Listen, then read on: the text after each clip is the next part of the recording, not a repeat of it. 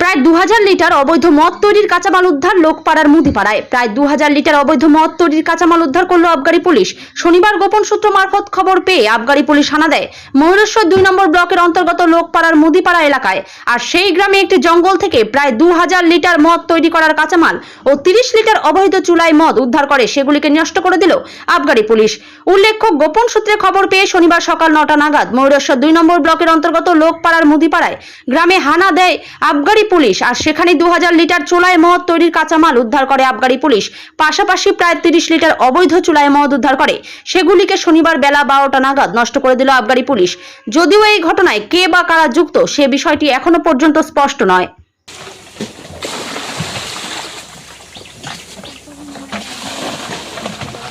এবারে দুটো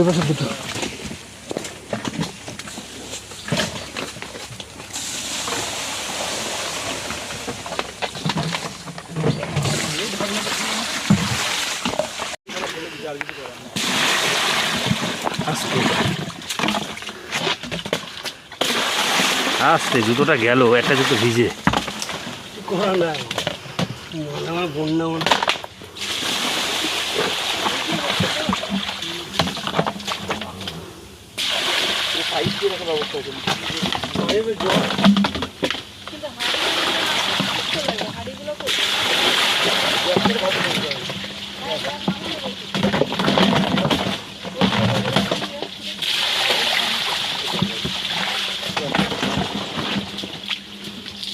বাপরে বলতা